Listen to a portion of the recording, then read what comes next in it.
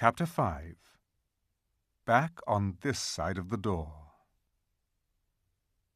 Because the game of hide-and-seek was still going on, it took Edmund and Lucy some time to find the others. But when at last they were all together, which happened in the long room where the suit of armor was, Lucy burst out, "Peter, Susan, it's all true. Edmund has seen it too.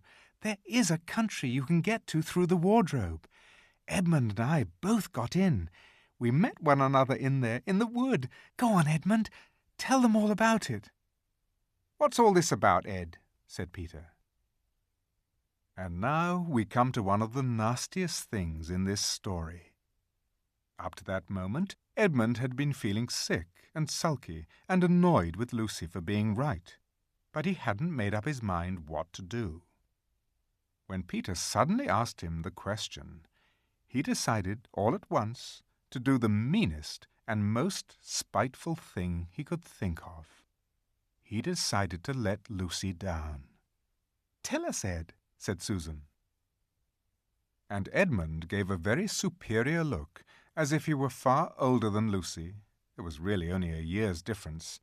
And then a little snigger and said, "Oh, yes, Lucy and I have been playing, pretending that all her story about a country in the wardrobe is true. Just for fun, of course. There's nothing there, really." Poor Lucy gave Edmund one look and rushed out of the room. Edmund, who was becoming a nastier person every minute, thought that he had scored a great success and went on at once to say, "There she goes again. What's the matter with her? That's the worst of young kids. They always—" "Look here," said Peter, turning on him savagely. "Shut up! You've been perfectly beastly to Lou ever since she started this nonsense about the wardrobe, and now you go playing games with her about it and setting her off again. I believe you did it simply out of spite." "But it's all nonsense," said Edmund, very taken aback. "Of course it's all nonsense," said Peter. "That's just the point. Lou was perfectly all right when we left home, but since we've been down here she seems to be either going queer in the head or else turning into a most frightful liar. But whichever it is, what good do you think you'll do by jeering and nagging at her one day and encouraging her the next?" I thought, said Edmund, but he couldn't think of anything to say. "You didn't think anything at all," said Peter. "It's just spite. You've always liked being beastly to anyone smaller than yourself. We've seen that at school before now." "Do stop it," said Susan. "It won't make things any better having a row between you two. Let's go and find Lucy." It was not surprising that when they found Lucy, a good deal later, everyone could see that she had been crying. Nothing they could say to her made any difference. She stuck to her story and said, "I don't care what you think, and I don't care what you say. You can tell the professor, or you can write to Mother, or you can do anything you like. I know I've met a fawn in there, and I wish I'd stayed there, and you were all beasts, beasts." It was an unpleasant evening. Lucy was miserable, and Edmund was beginning to feel that his plan wasn't working as well as he had expected. The two older ones were really beginning to think that Lucy was out of her mind. They stood in the passage talking about it in whispers, long after she had gone to bed. The result was, the next morning, they decided that they really would go and tell the whole thing to the professor. "He'll write to Father if he thinks there's really something wrong with Lou," said Peter. "It's getting beyond us." So they went and knocked at the study door, and the professor said, "Come in," and got up and found chairs for them, and said he was quite at their disposal. Then he sat listening to them with the tips of his fingers pressed together and never interrupting, till they had finished the whole story. After that, he said nothing for quite a long time. Then he cleared his throat and said the last thing that either of them expected. "How do you know," he asked, "that your sister's story is not true?" "Oh, but—" began Susan, and then stopped. Anyone could see from the old man's face that he was perfectly serious. Then Susan pulled herself together and said, "But Edmund said they had only been pretending." "That is a point," said the professor, "which certainly deserves consideration, very careful consideration.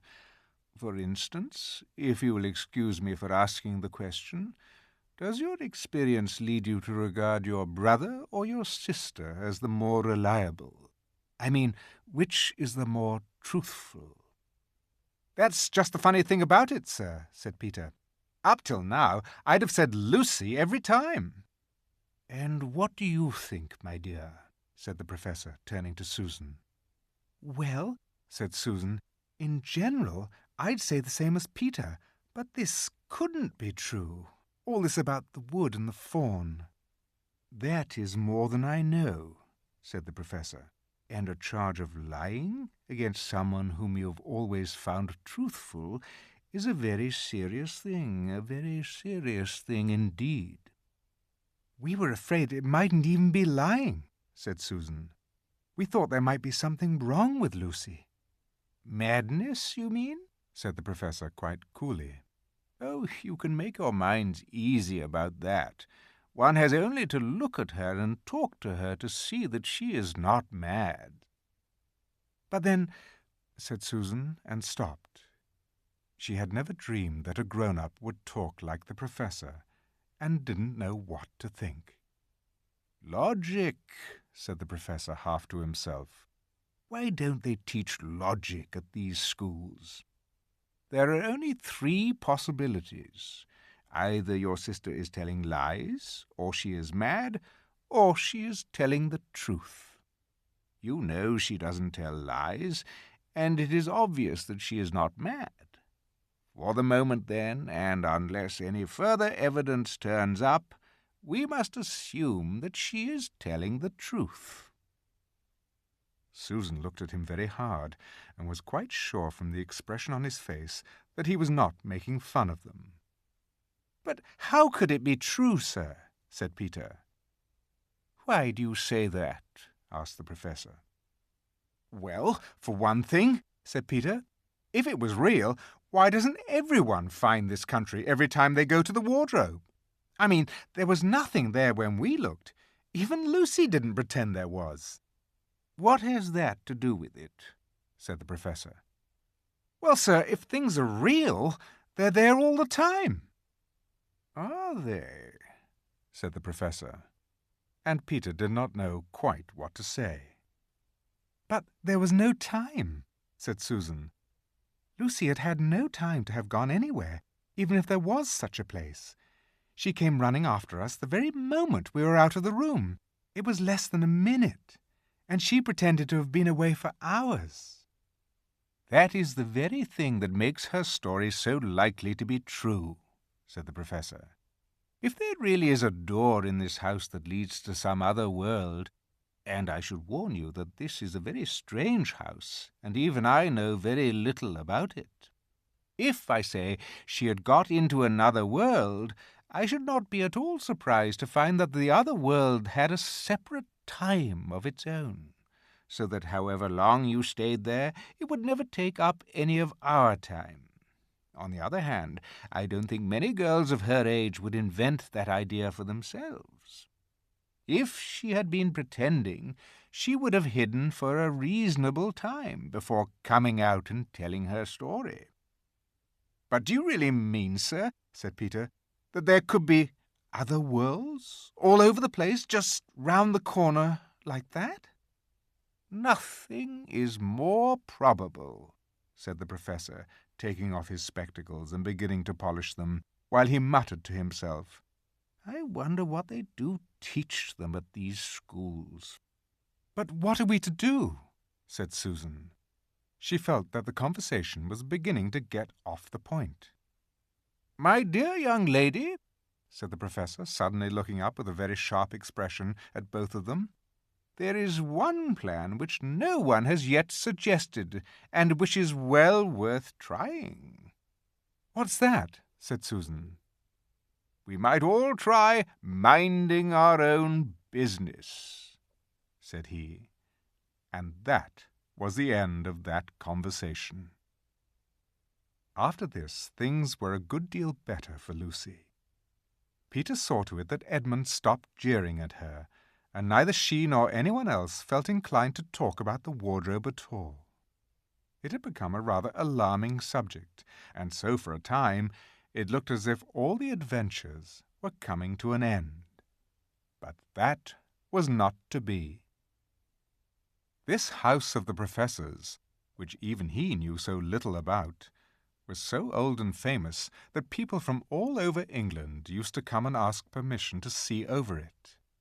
It was the sort of house that is mentioned in guidebooks and even in histories, and well it might be, for all manner of stories were told about it, some of them even stranger than the one I am telling you now.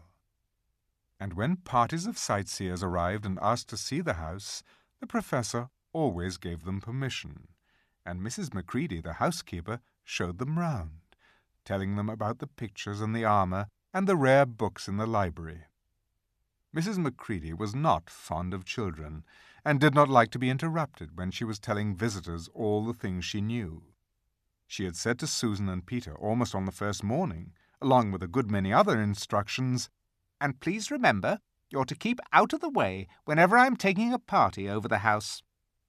"Just as if any of us would want to waste half the morning trailing round with a crowd of strange grown-ups," said Edmund, and the other three thought the same. That was how the adventures began for the second time. A few mornings later, Peter and Edmund were looking at the suit of armour and wondering if they could take it to bits, when the two girls rushed into the room and said, "Look out! Here comes the Macready, and a whole gang with her." "Sharp's the word," said Peter, and all four made off through the door at the far end of the room. But when they had got out into the green room and beyond it into the library, they suddenly heard voices ahead of them, and realized that Mrs. Macready must be bringing her party of sightseers up the back stairs, instead of up the front stairs, as they had expected. And after that, whether it was that they lost their heads, or that Mrs. Macready was trying to catch them, or that some magic in the house had come to life and was chasing them into Narnia, they seemed to find themselves being followed everywhere, until at last Susan said, "Oh, bother those trippers. Here, let's get into the wardrobe room till they've passed. No one will follow us in there." But the moment they were inside, they heard voices in the passage, and then someone fumbling at the door, and then they saw the handle turning. "Quick," said Peter, "there's nowhere else," and flung open the wardrobe. All four of them bundled inside it, and sat there, panting in the dark. Peter held the door closed, but did not shut it, for of course he remembered, as every sensible person does, that you should never, never shut yourself up in a wardrobe.